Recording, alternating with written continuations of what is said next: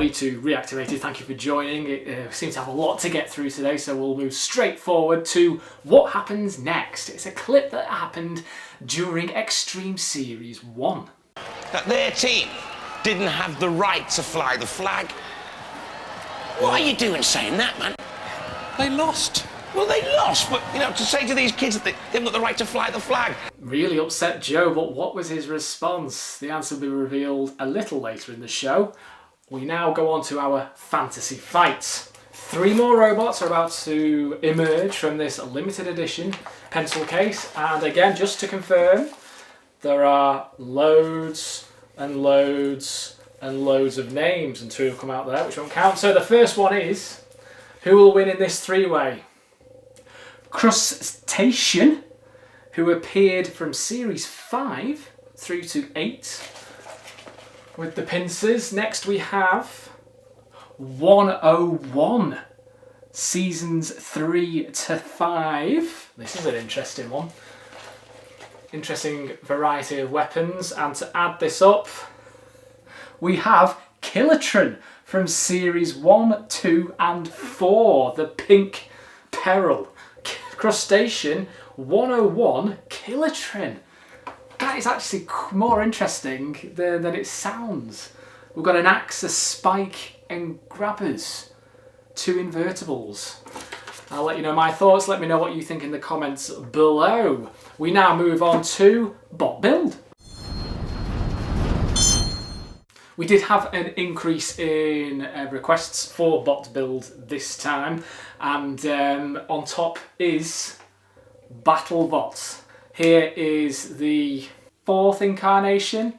We've used this particular model since Series 5. We're just going to walk you through now how to construct my favourite robot.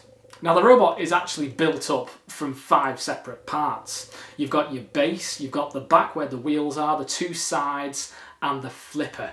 Just going into detail here on the first, it's the main block, the main bit of armour that holds BattleBot together. It's made up of flats at the bottom, and as you're building up the block, remember on the bottom, just to leave room at the back, a space for a flat piece, because this will come in when you install the wheel bit, which is what we're going to discuss now. So the wheel bit is next. So there is the back and the front base done. Next are the 2 side panels. This is basically what glues the 2 parts together and is also what will eventually help to form the flipping mechanism. Both identical, left and right. Install them and make sure they fit into place. And then your last, but by no means least part, is the main partner, of course, is the weapon, the flipper. Close-up shots here of how it is formed. It's just formed using Lego flat pieces, and of course you've got your logo BattleBot on the front. Attached to the back, so it fits perfectly into shape. You'll notice that the robot is 6 blocks wide. The flipper takes up 4 of those. It'll rest nicely into the body, and there you have it, BattleBot. It's been through the works really since it debuted in Series 1. Personally, my favourite toy that we've ever made. It's the 2nd oldest toy, maybe not this incarnation, but there is BattleBot in a nutshell. If it was too quick, apologies, it's a very quick bot build, but that's pretty much it in a nutshell. Now, talking of flippers, we move on to best battles. Cast your mind back to a flipping frenzy which occurred during Extreme Series 1. This was the moment. Thermidor, Chaos 2, Wheelie Big Cheese, Bigger Brother, all into the arena together with 2 house robots. Really, it could have only meant one thing, and that's right, they all ganged up. 4 massive flippers to try and flip for the first time ever a house robot out the arena. This was probably my favourite fight of the whole Extreme tournament. Okay, they didn't succeed in flipping Sergeant Bash out of the arena. It was the only fight to really get close for a competitor to flip out the arena. They nearly did. Chaos 2, with obviously a little help from the other 3, nearly flipped Bash out of the arena. They were so close. Really Big Cheese, bit of a disappointment. Had a bit of a tangle with Matilda and never really recovered. But the other 3 certainly did put up a great show. This is in my top 10, I think, of any battle ever. I loved the flippers. I loved watching the house robots get absolutely humiliated and battered, and that's exactly what happened in the flipper frenzy. What more can I say about this fight? Let me know what you think. Do you agree? Do you think this was the best fight in Extreme, if not one of the best fights ever? Who did you want to win though? If you had the choice, if they didn't attack the house robots, who would have won? I would have probably put Chaos 2 down again. Yeah, Chaos 2 or Bigger Brother for me. Let me know your thoughts in the comments below.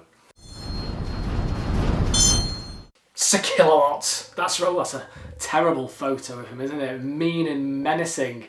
We're just going to do a bit of quick pit stop trivia here, because it is related to Sir Kilowatts, who is here in all of his glory, and I think he's lurking quite prominently in the back on several posters this week, because he knows he's about to be mentioned, because, and rightly so, we go from Sergeant Bashny being flipped out of the arena to a house robot who never got flipped at all.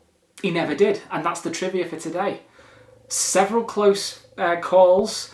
As you can see, some clips here of Kilowatt nearly being flipped over, but in terms of actually flipping him right over, never happened. It happened to Growler once. Gravity flipped Growler. It happened to Mr. Psycho even. Firestorm, of course, flipped Mr. Psycho over.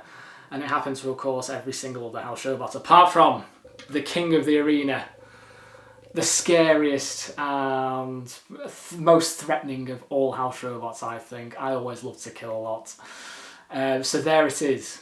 Out of all of its fights in Series 2, Sir Kilowatts never got flipped.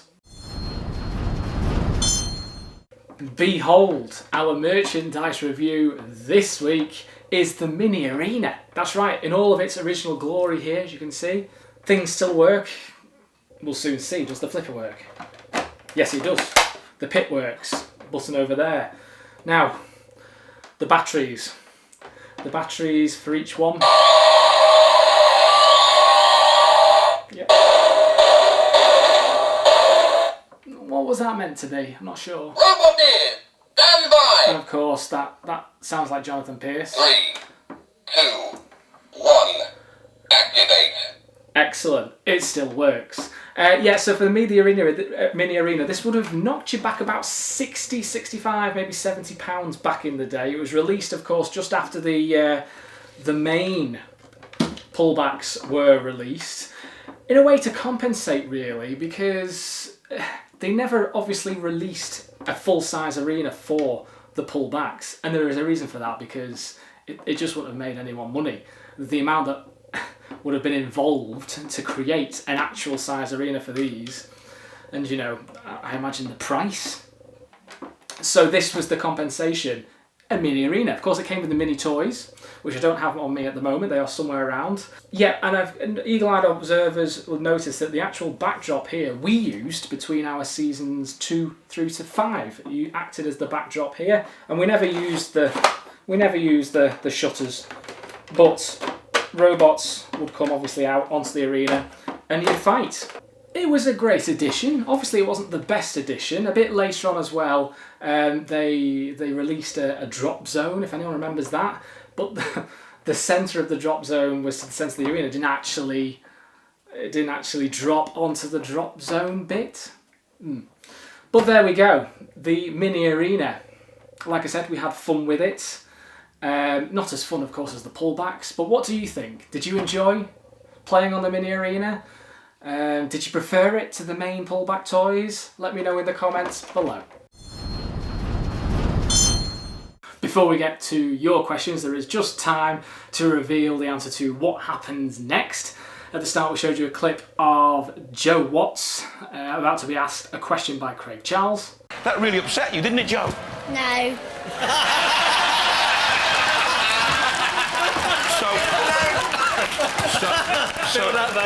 It didn't upset you at all then, no? Not a lot. It was a bit of egg on Craig Charles's face.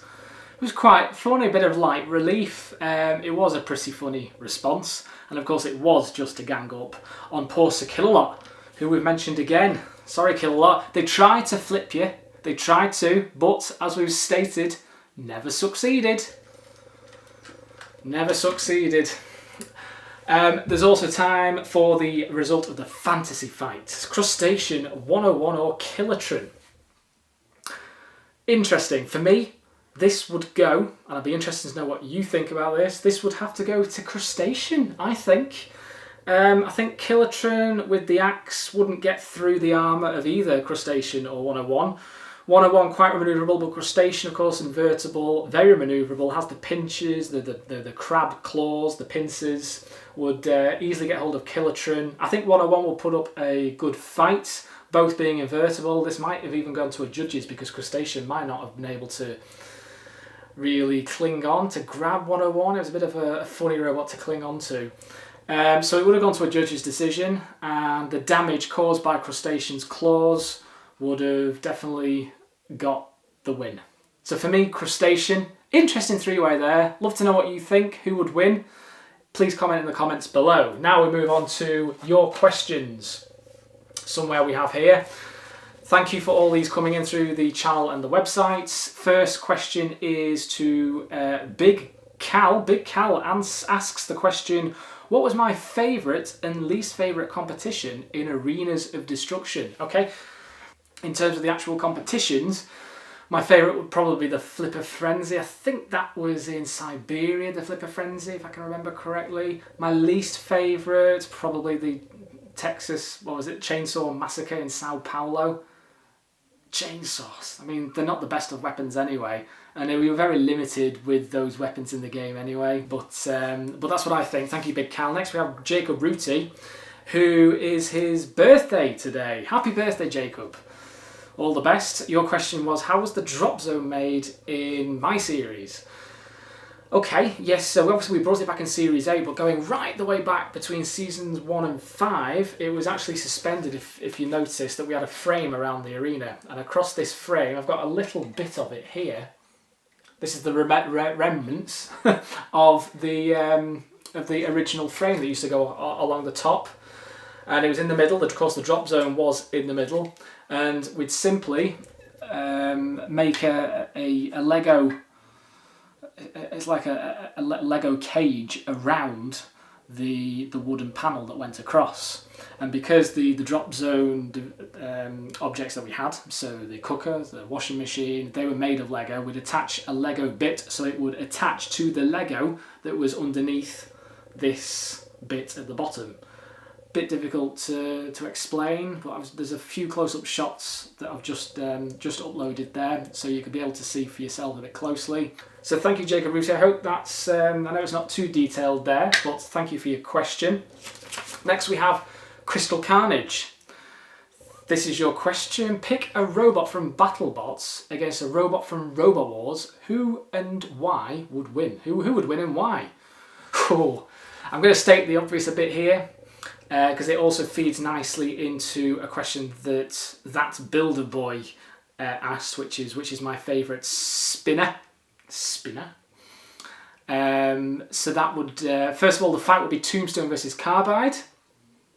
Wouldn't that be brilliant? Who would win? Carbide. The Brits will win that. I love spinners. Carbide for me. Stating the obvious with Hypnodisc. But for me, Carbide was a joy to watch. So that is my results. Tombstone, Carbide. Carbide would win. Carbide, probably my favourite spinner. Not going to mention Hypnodisc because Hypnodisc is too obvious. So thank you, Crystal Carnage, for your question. Next we have... Right, well, the cease has gone. Apologies if I didn't get through to your question. Please subscribe, please download, share, subscribe. Thank you so much again. We've had a lot to get through today. We'll make sure that I answer your question if I didn't in the next episode. But until then, a big thanks for watching. Take care and goodbye.